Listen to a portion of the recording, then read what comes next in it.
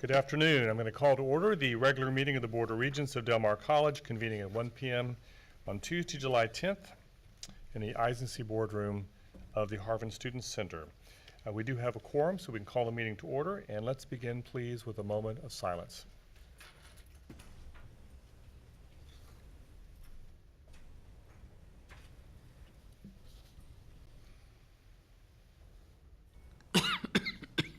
Thank you. Would you please join us in the pledge? And Elva, would you mind leading us, please? I pledge allegiance to the flag of the United States of America and to the republic for which it stands, one nation under God, indivisible, with liberty and justice for all.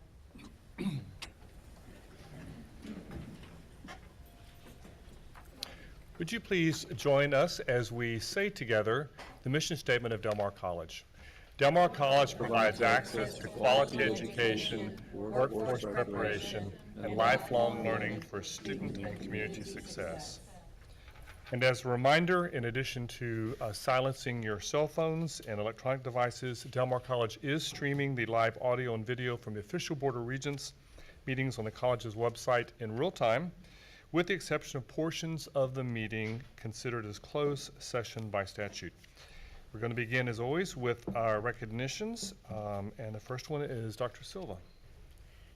Yes, thank you. Good afternoon, Regents. I'd like to take this time to recognize Victor Davila as he walks up here.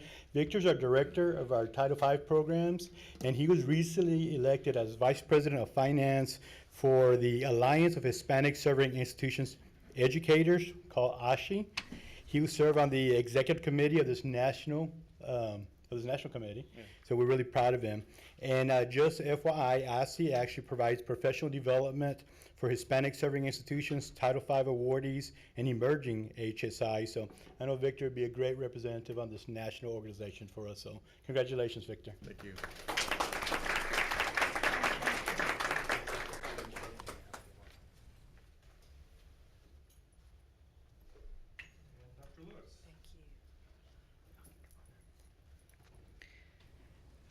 It is my pleasure to introduce you all to Luke Markert, who is the Clinical Coordinator, Instructor of Physical Therapy Assistant. He's recognized for his election as a member of the Office of the PTA Educators Special Interest Group Nominating Committee for his commitment to the Academy and the profession. He began a 3-year membership term on May 15th, 2018. The Physical Therapy Assistant Special Interest Group is under the jurisdiction of the Academy of Education, which is a component of the American Physical Therapy Association, the APTA, the national organization. Luke has been an instructor for the PTA program at Del Mar since 2014 and clinical instructor since 2001. He has been a licensed physical therapist assistant since 1995. So, Luke, would you like to say anything? I'd just like to thank the board for taking time to recognize me as well as our other outstanding faculty, and thank you for Dr. Ido for the kudos. So thank you. Okay. Thanks, Luke.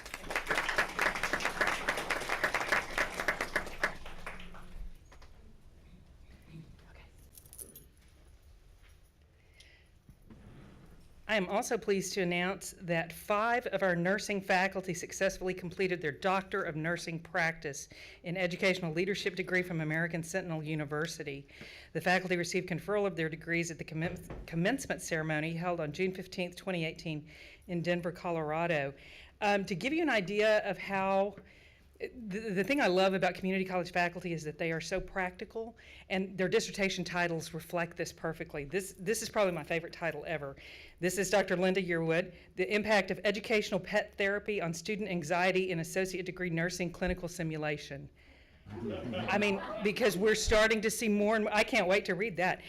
Dr. Sandra Dawood, using faculty coach guided remediation with associate degree nursing students. Dr. Darla Green, who couldn't be here, enhancing student self-efficacy using the method outlined for patient education. Dr. Casey Mabius, evaluating the impact of a piloted nursing faculty success program on perceived teaching effectiveness, a retrospective study. And then Dr. Helen Manbusen, thank you, I knew I was going to get that wrong. The impact of a nursing education curriculum on NCLEX RN results. Dr. Manbusen resigned her full-time DMC faculty position in May 2018, but we are so pleased she's going to teach for us as an adjunct this fall. So please join me in congratulating Dr. Irwood and Dr. Dobwood. And if y'all would like to stay. Thank you. It's an honor to serve the students at Del Mar College and to represent Del Mar College. I'm very honored. Thank you. Thank you for recognizing all of us, because it was a lot of hard work and we couldn't have done it without the support of the college. So thank y'all.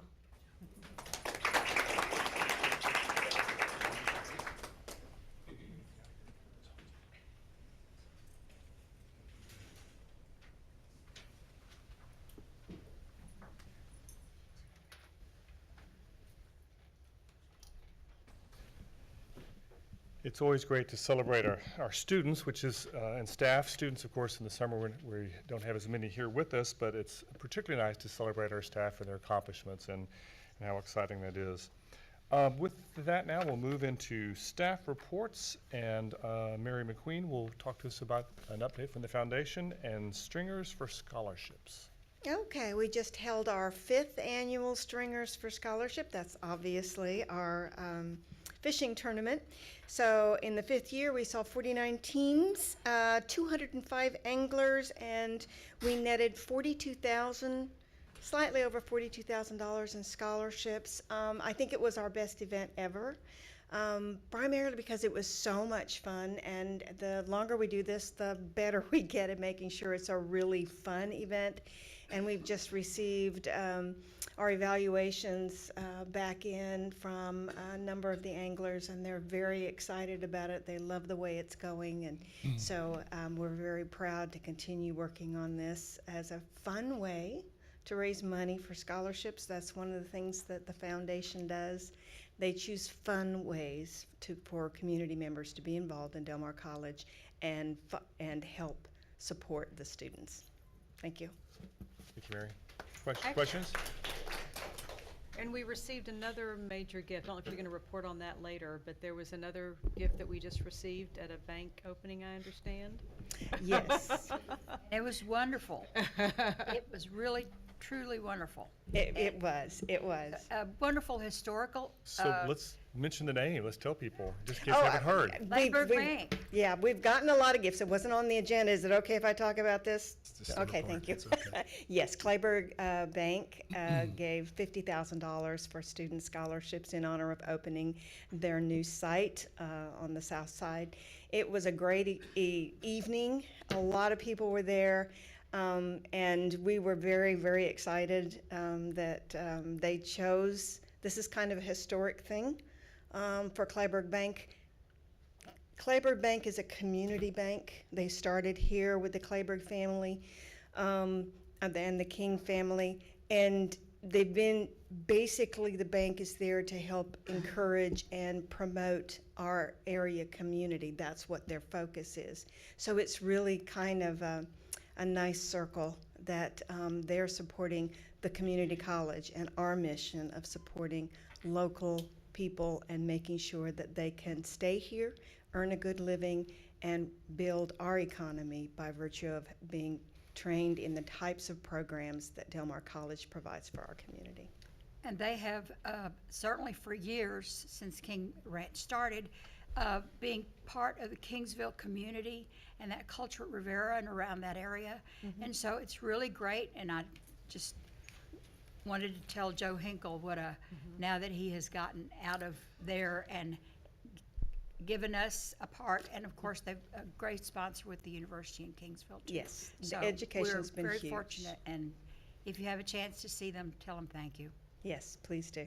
I would also like to thank Gabe Guerra. He's such a good friend of the college. I'm sorry. He's such a good friend of the college. So Gabe Guerra, if you're watching, thank you. Yes, he is, and as of July 1st, he became the president of the Del Mar College Foundation Board. Oh, wonderful.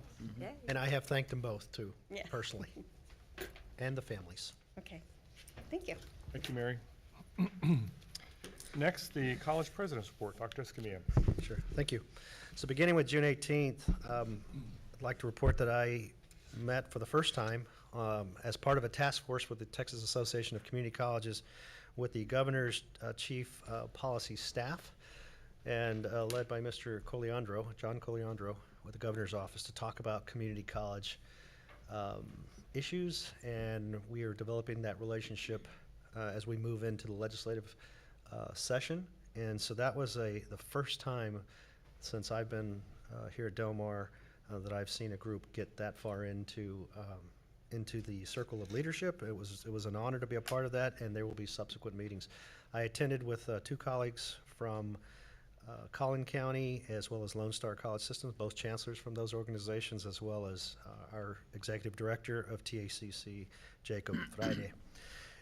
Next is an issue that I've been preparing for, and this one is happening suddenly, but this is an update for everybody regarding our GED grant, our AEL GED grant. I wanted to report to everybody that the college did not receive the grant after having it for almost 5 years. It's been, it's frankly most disappointing, but at the same time, we're not out of the running completely.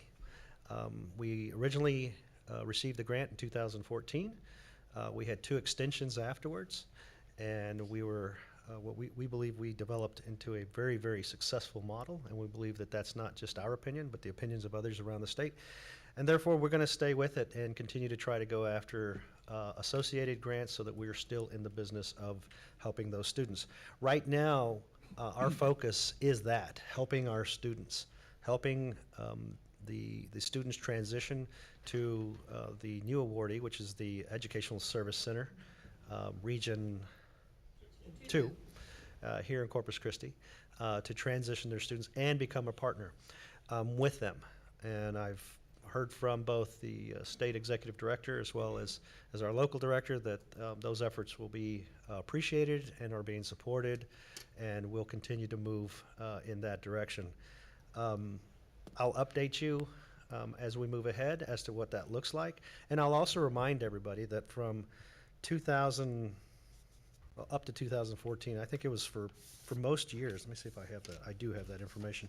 Anyway, for a long time before we ever had the grant in 2014, we were sub-awardees and sub-partners, if you will, with CCISD. And the model may look much more like that than it did with us in the lead. So just stay tuned. I have a meeting that just was confirmed yesterday in Austin next week. And so at the next board meeting, I can update you all and along the way to see how this develops. Dr. Scamillo? Yes. In the meantime, the students are not attending classes right now? They're in the transition. They're in the intersession right now, and we're moving them over because the semester will start next month at the TSC. We're doing some teaching out. We're doing some transitioning and the like to move those students over as we speak. We're also sharing our resources. We're including human resources to the ESC and making sure that they have everything that they will need to prepare for those students. Again, we'll be working with them to continue to transition those students into our classrooms, especially as the Pathways Project has merged with the Texas Workforce Commission grant for AEL and GED. And so, again, stand by with that. And I've got some meetings in coming days that'll, I think, just change the way we're doing things. And again, we will not be too far away from those students, and/or we will be accessible to those students as they're ready to enter our curriculum, whether it's credit or non-credit. And I can answer questions. Any more questions or thoughts? Any questions on that, please call my office. For anybody out there. On June 25th, I attended the CAT TCCTA joint meeting. That is the joint meeting that took place in Austin. And what's so important about this is, for the first time, and I think not this particular meeting, but for the first time in the past couple of years, it's been a change in philosophy of meeting with the associations of the presidents, the leadership of the presidents, the leadership of the trustees, and the professorate and the teachers and the professors of community colleges all throughout the state. The leadership of those organizations are coming together and setting the legislative agenda and priorities. That is an important process that continues to develop, and we spoke largely around the legislative agenda, which will be presented at the next meeting, at the regular meeting in August to you all. And then quickly, earlier that morning, actually, before that meeting took place, myself and Regent Scott attended the Texas House Criminal Jurisprudence Committee with Chairman Hunter. I think he was presiding.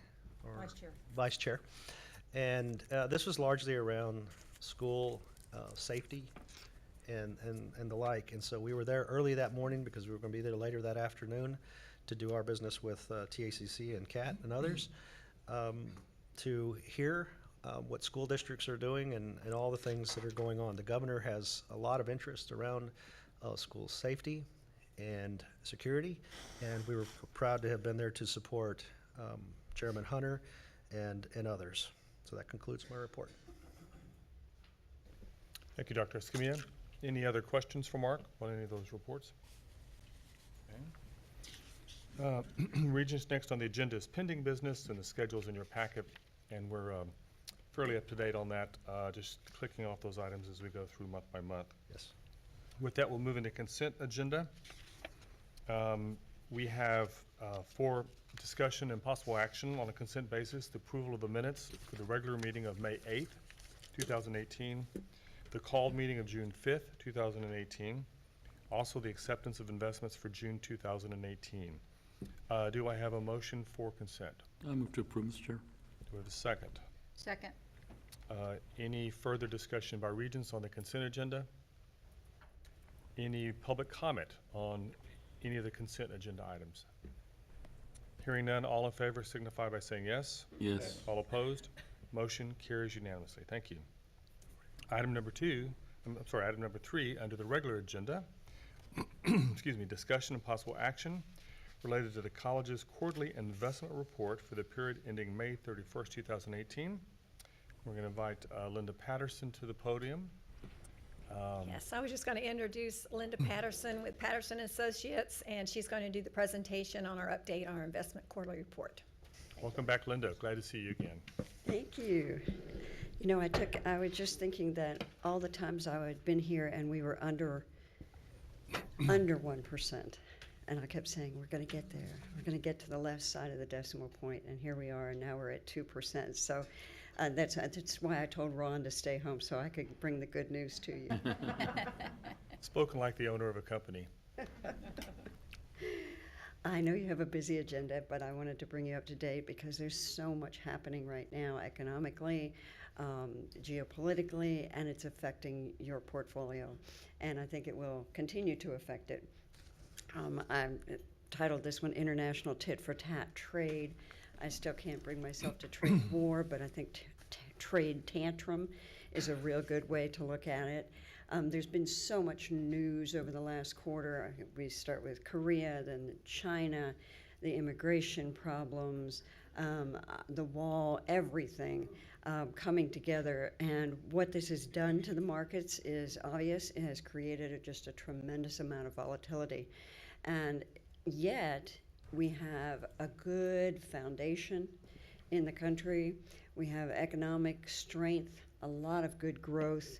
It's not bounding away from us now, but it is good, stable growth, and it's building a foundation, which is hard to ignore. That top graph is the one thing that's holding back, and that is the inflation. We really need to get inflation up a little bit, which probably will be aided by the trade wars. Because the products will be a little bit higher, oil a little bit higher now that OPEC has gotten rid of the excess in the markets around the world. But we have a situation where you've got a lot of volatility, but really what this volatility is all about is about coming back to a normal situation. We have lived through an extremely abnormal situation for the last 10 years, historically low rates. No growth, coming back now, and the central bank starting to pull that support out of the markets. And when you figure a lot of people haven't been investing over 10 years, that's very scary for them because they haven't seen a normal situation. And that's what we're getting to now. We're getting to a more normal situation. Of course, Bank of England, the European Union, are trying to come back to normal, haven't started their accommodating role yet, but if they can get over some of their immigration problems and some of their problems with Brexit and the exit, they probably will. They're making all the right noises to say that they will come out. What has happened here domestically is that you have to remember that we have the most attractive market in the world. We have the highest rates in the world. And when money has uncertainty like it has with immigration, with trade, with all of the infighting and the geopolitical situations around the world, money goes to safety. And money goes to safety in the United States. And we'll see that specifically in the chart that I'll show you next.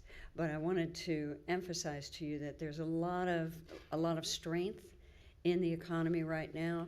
It's huge. It's not boiling over, which is actually a good situation.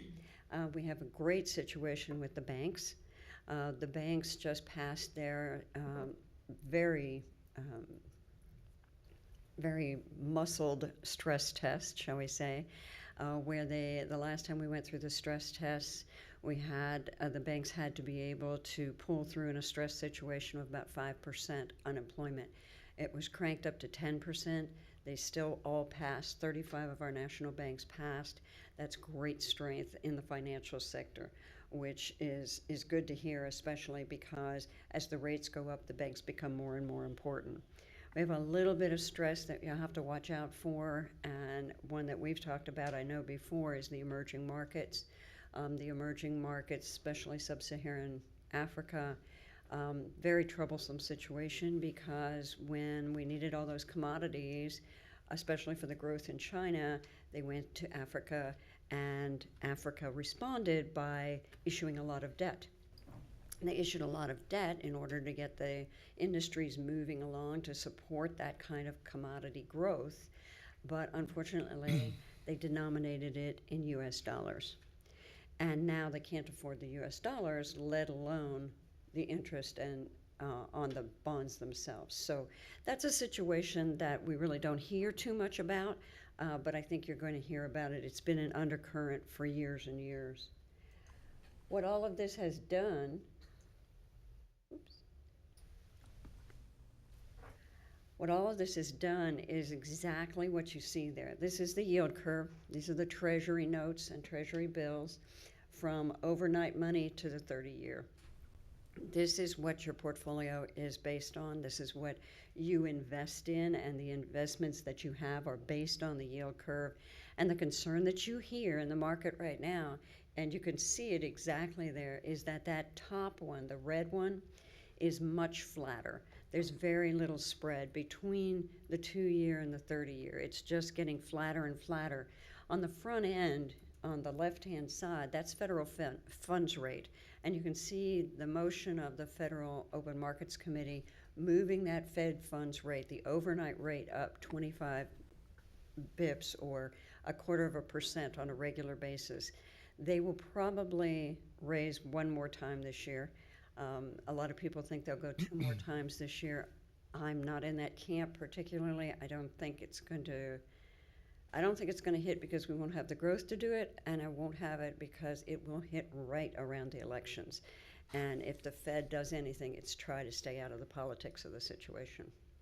When you have a yield curve like this that's getting flatter and flatter, that normally means that you're going to go into a recession. That's what the concern is all about. But if you look at this yield curve, you see that's not what's happening. The yield on the front end is going up because we have growth and because the Fed needs to create a cushion such that if we do, and when we do, go into the next recession, they have a way to ease back again, to lower those rates. And so that's 2 goals that you have going on the front, and that's not going to stop. What you have in the long end is the bond vigilantes. The bond vigilantes don't believe the inflation's there yet, so they're not going to sell those bonds, and that's keeping the rates down on the long end. And also, if you want to come into the United States market and get 2% for a 10-year, that's certainly better than a negative 4% or a negative 0.4% in the German Bund, which is almost as high a quality. So this is a completely different situation. It's a much more normal situation. It's something not to be concerned about, but you will hear a lot of talk about it. But since your investments are basically out to the 2-year area, what we've been doing is staying a little bit shorter than that 2-year area, mostly because we believe there will be one more hike, and it probably will be in August. So we don't want to get too far ahead of that. And luckily, what you see is the result of it here. I've gone back and looked at the pooled funds with the exclusion of the tax bond funds for the last 6 years, I guess.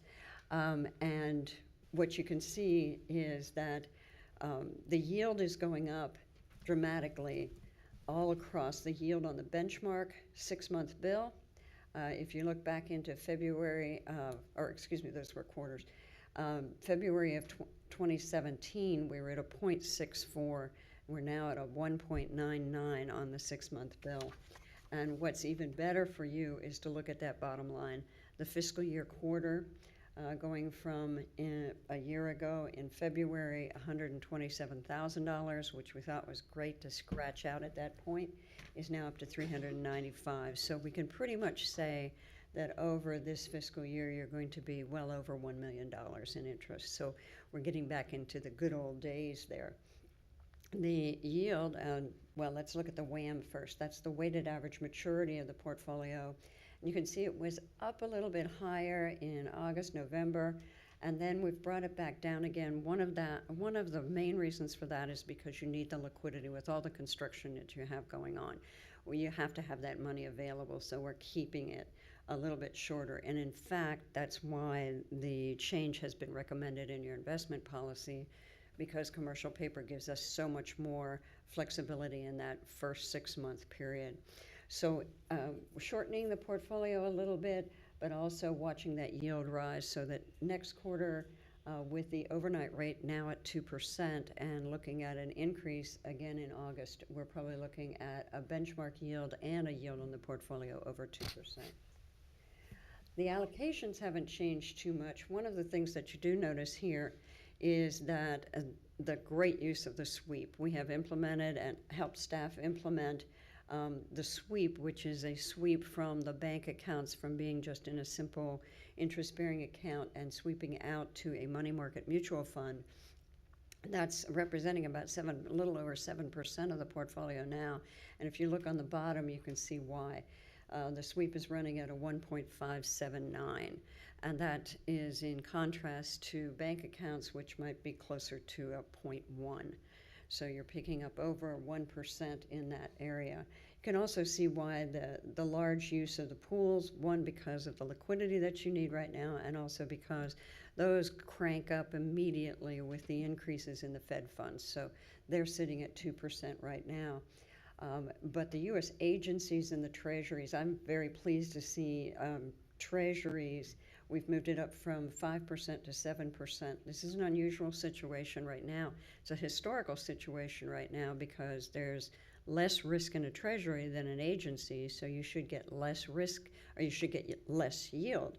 But that's not the situation now because we're primarily on the agency side using Fannie Mae and Freddie Mac, which are currently under conservatorship and are therefore full faith and credit of the United States government. If you look at the tax bond funds, same situation basically. A lot more liquid at 50 days than in February of 17 at 147 days. And that's because of all the construction that's going on and the need for money, but also the idea that the yield is still there on the front end. And with your same benchmark of the 6-month bill at 199, being able to hold it up at 175, basically on the funds. But an increase even still with the lower money and with the interest rates going up, we're looking at $274,000 for interest earnings for the quarter, which is a very nice change from the 148 from last year. And this is a look at the allocation by market sector on the bond funds. You can see that we're using, there again, there's that commercial paper. We're using the commercial paper because this beats the overnight rates, by about 30 basis points and is giving you a good average of 2.3 on the portfolio, using the pools for the liquidity. And the treasuries and agencies, of course, those are longer, so they were bought before. As those mature off, then they get reinvested at the new higher rates. And that's a quick overview of the portfolio. Be glad to answer any questions. Do we see that staying at 2% for a while, or do you anticipate, what can make it drop again? What will would make it drop? again, to the rates that we saw in the past? Well, the thing that you're not going to see it drop unless you have a big change in growth or an event that makes the Fed pull back again. But the Fed's chairman, Chairman Powell, has made every indication that he really thinks that he wants to take the overnight rate up to 3%, so another 100 basis points from the 2.0 where we stand now. And I think he's going to do that as long as he sees growth and as long as he sees inflation at least pushing really close to that 2%. It's at about 1.8 now. So if you had a major, major problem, I hate to say it, but a war or an event of some substance, but the market is absorbing all of the shocks it's getting right now. It's just taking them. I think they're as tired as anybody on the rhetoric and the political grandstanding that's going on across the world and the immigration problems across the world. But Are these rates affected any by the tariffs? not as much anymore, no. The thing that happens there, again, is that flight to quality. It's flight to quality, and you see it in our market. It's a supply and demand issue, and it's holding it down. As long as we have the highest rates in the world, and there is some uncertainty, people are not going to take a risk somewhere else. They're going to come into our market. So if you noticed on that yield curve right at the beginning, it goes down and then up. And that is pure supply and demand. It's absolutely supply and demand. It's just so much money in the world coming in. I want to stay short. I want to stay high credit quality. You can see it right there on the 3-month area. I want to stay very short. I want to stay very safe. But the ECB has already made an announcement. They will stop on their accommodations. Bank of Canada is also going to stop on their accommodations, as will the ECB. And of course, now we don't have to worry too much about Italy pulling out of the European Union, which was one thing that was driving the rates down for a while. Are there other questions, Regents? Great. I'm sure that means everyone has a perfect and complete understanding of the economic situation impacting the college, but it's always enlightening for you to come, and I feel like I can only speak for myself, but every time I learn a little more, and I'm reminded how much more I need to learn. So we all do that every single day, don't we? very appropriate to an educational setting. Thank you. We do need a motion to accept the quarterly investment report. So moved, Mr. Chair. Motion. Do we have a second? Second. We have a motion and a second. Any further comments by Regents? Any public comments on agenda item number 3? Hearing none, all in favor signify by saying yes. Yes. Any abstain or no? Motion carries unanimously. Thank you. Item number 4 is a related item. Lenore Keys is going to present this. It's discussion and possible action related to a resolution adopting the investment policy and investment strategy. Yes, thank you very much. And this is truly based upon recommendation by Linda Patterson, and I think her previous presentation leads a lot to it. I'm going to read the resolution that is in your packet and then ask for action, please. This has to do with a requirement that the board review and approve the investment policy annually.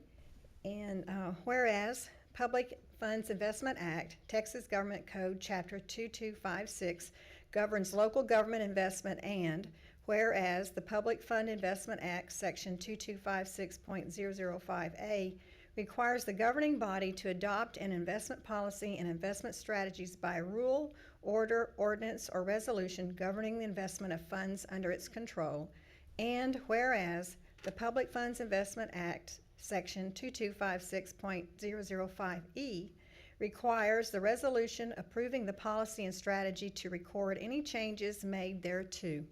And whereas the college has chosen to make certain changes material to the policy to include the following: extending the maximum maturity of commercial paper from 90 days to 180 days, while retaining the requirement that commercial paper can only represent 25% of the portfolio at the time of purchase. Now, therefore, be it resolved that Del Mar College District has complied with the requirements of the Public Funds Investment Act and the investment policy and strategy as amended is hereby adopted in the investment policy of Del Mar College District. And then if you so vote, it would say passed, adopted, and approved by Board of Trustees of the Del Mar College District this 10th day of July, 2018. And that policy, including the change, has gone through obviously all the normal internal vetting review process. Yes, sir. It went through all the councils by notification. Right. Not for vote.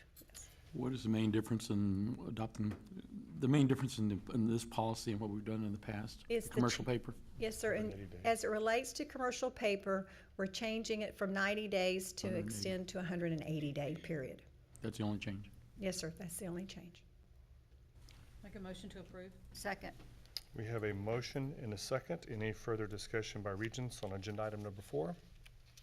Any public comment on item number 4?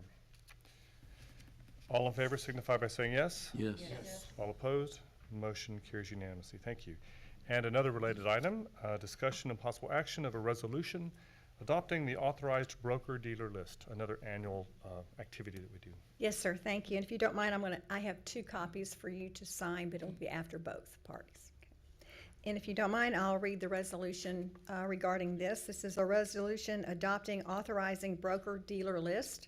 It says, whereas Public Funds Investment Act, Texas Government Code, Chapter 2256 governs local government investment, and whereas the Public Fund Investment Act, Section 22560.025, requires the governing body or its designated investment committee no less than annually to review, revise, and adopt a list of qualified broker-dealers authorized to engage in investment transactions, and whereas the following broker-dealers are recommended for approval.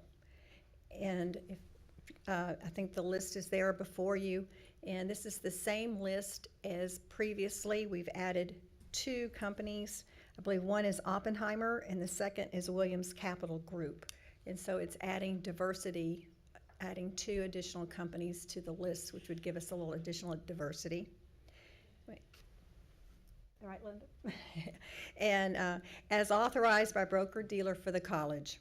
A copy of the investment policy will be sent to each broker-dealer on the list whenever a material change is made to the policy. Any qualified Texas bank used for time or demand deposits may be approved by the investment officers as identified through the competitive process without board action. That the college has complied with the requirements of the Public Funds Investment Act, and the list of authorized broker-dealers is hereby adopted. And if this board so chooses, it says passed, adopted, and approved by the Board of Regents this 10th day of July, 2018. We're just adding brokers, not eliminating anybody. That's, yes, sir. We're just adding the 2. Okay. Any questions? Do we have a motion to approve? I move that we adopt the resolution adopting authorized broker and dealer list. And a second. Second. Any further discussion by Regents? Gabe, yes. Any public comment on item number 5? Hearing none, all in favor signify by saying yes. Yes. All opposed? Motion carries unanimously. Thank you, Lenore. Thank you very Linda. much. We appreciate it. Yes. Thank you, Linda. Item number 6, discussion and possible action related to the college's quarterly financial statement for the period ending May 31st, 2018. This was the Lenora afternoon. Yes, thank you. Yes, that one's on. Okay. I wanted to point out a few things, particularly on the current operating account, and particularly as we compare 2017 to where we were as of May 31st in 2018. As you notice, we're running, I like to look at the percentages as we compare year to year if we're going to look across. And as far as revenues from the state, of course, we're running right on target with it 72% of the funds received. However, if you look at tuition and fees on total revenue, when we look at tuition and fees in particular, we're running approximately 5% less. And we've talked about that throughout the year as related to the hurricane and other issues tied to the storm, really. However, when we get down to total revenues, we're approximately 88% compared to 89% as far as revenues. And I think that's very significant, and partly if you're looking at the miscellaneous income here. Now, on expenditures, we had promised early on in the year, as we related to the need for efficiency, I think we can see where we become very efficient within our salaries. We're running 71% compared to 74% last year. And then as you get on through the major expenditures throughout the year, your expense items, we've been able to hold tight there, and we're at 58% compared to 66% last year. Some of the items, if you notice that there are some variances within the different specific classifications, a lot of that has to do with timing as far as an expense item as to when the bills were received or when something was paid. However, I just would like to point out that we also are holding tight with the contingencies are still completely not touched. They're there. And when you look at total expenditures for the year, at this point in time, we're at 67% compared to 71% last year.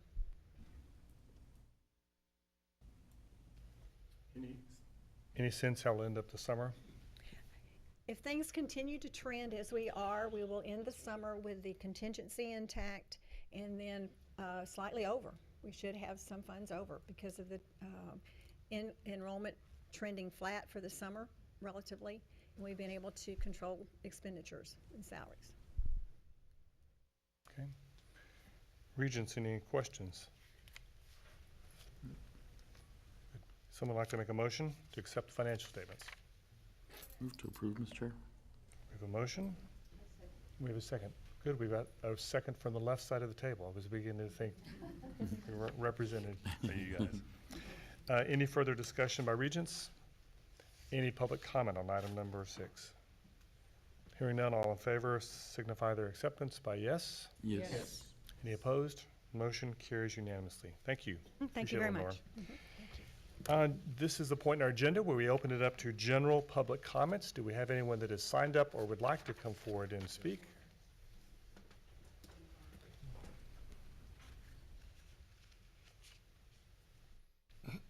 Excuse me. Thank you. James Klein, welcome. Good afternoon. Thanks for taking the time to listen. My name is James Klein. I live at 3501 Monterey Street here in Corpus Christi. But I'm speaking today as a member of the planning committee for the Mandela Day Corpus Christi event scheduled for July 21st of 2018. This is the 4th year in a row we've done this. It's also the 100th anniversary of Nelson Mandela's birthday. Currently, Corpus Christi is one of the only, I believe, 1 or 2 cities in the United States holding a Mandela Day event annually. And so I would like to invite you all to that, make you aware of that. I'd also like to make you aware that this week now, already on Thursday afternoon, we're going to have a poster contest for the in conjunction with the Mandela Day event as well. And that poster judging contest will take place here at the Harvin Center between 3 and 5 in the afternoon, Thursday afternoon. So you're certainly welcome to stop by to look over the posters then as well. The Del Mar College faculty and staff have very generously offered to serve as judges for that contest, and so I invite you to that as well. Thank you. Thank you, Jim. Great, thank you, Jim. Other public comments at this point? Okay. We will go into closed session now. And before we clear the room, if you will give me just a moment to read the required language. We're going into closed session pursuant to Texas Government Code 551.071, consultation with legal counsel regarding pending and contemplated litigation on legal claims or settlement offer, including proposed settlement in case number 16-212 regarding Sherwin Alumina Company LLC et al., Chapter 11, and number 18-02139 Corpus Christi Alumina LLC versus Del Mar College in the United States Bankruptcy Court, in the Southern District of Texas, Corpus Christi Division, and 2, the AEL/GED grant with possible discussion and action in open session, and seeking legal advice from counsel with possible discussion and action in open session. And per B, Texas Government Code 551.074A1, personal matters regarding the employment, evaluation, reassignment, duties, discipline, or dismissal of a public officer or employee, including 1, the annual evaluation of college president with discussion, possible discussion, action, open session. And with that, it is 1:45. We'll clear the room. Regents, take a brief break and then resume in about 5 minutes in closed session. Thank you.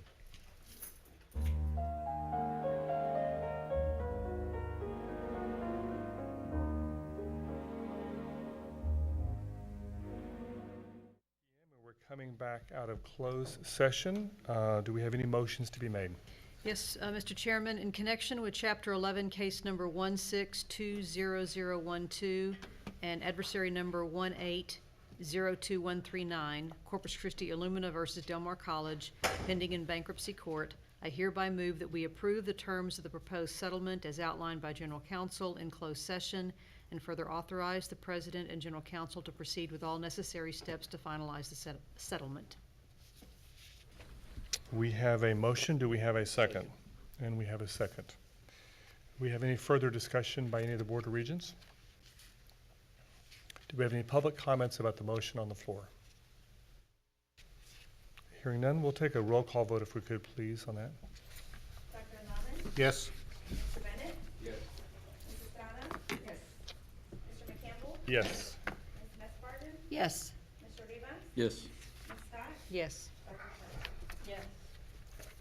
Motion carries unanimously. Thank you. Regents, our last thing on our agenda is calendaring. And you should have your packet in front of you. As a reminder, our budget workshop is the 30th, a Monday at noon, and that'll be our budget workshop, and I believe we'll work out the details with the Augie. I think we may do a short closed session tacked onto that at that time frame also. And then in August, the TAC Summer Conference begins the 1st of August. We're hosting here Corpus Christi, and I believe Dr. Escamilla's office will be getting back with us on some details. There will be some appropriate times to participate and to help represent both Corpus Christi and Del Mar College with our colleagues from across the state. And it will be a nice chance to do just that, to showcase Corpus Christi and Del Mar College. So look forward to your help on that. Absolutely. August 14th is Board Day Master Plan Presentation. Do you want to share a little bit about that, Dr. Escamilla? Yes, that is a day where we will be, this is focused on the 2016 bond, and this will be an opportunity, the opportunity in early fall to really firm up the plan, the footprint for the south side campus. Okay, this is the beginning of the footprint now, and to take a look at it and to see what's been vetted and assess. Dr. Lewis is going to lead that charge. Like I said yesterday, I'm going to tee her up, and she's going to lead that charge because that has been the agreement. That has been the role that we've assigned her, and so we will be fortifying our plan to move ahead to the south side. And is that just, are you saying that's more of a focus of the whole day? Is it going to be like a retreat, or is it just going to be more of a? No, we're looking at a retreat, a workshop. Workshop. Okay. Yes, sorry about that. Do we have a time set yet? We have not set that yet. We And usually set that's that. exactly where I'm headed. So basically what we should do is hold the whole day open just in case, just to be safe. So far, when we will nail that time down just as soon as we can, as soon as we figure out how much time we'll need for that. Okay. Then the 17th is summer graduation at 7 p.m. Be there at 6:30. Yes. At Richardson. At Richardson Performance Hall. Yes. And speaker. Michelle Unda will be our keynote speaker for our summer graduation. Wonderful. Convocation is the 20th during the day. That generally starts with a 8:30 with a breakfast. Is that correct? And Yes, then- about 8:30. We'll be sending out information, emails on the details for that day as we're preparing for convocation. We'll have a staff retreat before then, and so that'll help us firm up those times as we get ready for that big day. because school starts the week after, the Monday after. Okay. And then that evening is the first of our 2 hearings that week on the budget and tax at 5:30, followed by the second one on Thursday, the 23rd at 5:30. And then on the 28th at noon is our tax rate approval meeting. And does anyone anticipate, because quorums are key at those meetings, right? On either the 2 evening meetings of the 20th and the 23rd and the 28th, anyone know at this point in time that they're not going to be able to be there for any of those meetings? As far as you know now? Okay, so we should be in good shape on quorum. September Board Day is on the 11th, and schematic design work progress presentation. That is another day that'll require some time in the morning in a workshop fashion. That'll help us solidify the plan so that we can advance the design process, which is expected to be completed by late fall. Okay. It's going to be a good, fun, busy fall. It is. It is. Anything else that needs to be presented during calendaring? Claudia, anything from your area and college relations? Okay. Great. Well, Regents, I appreciate today. It's a long day, but a good day.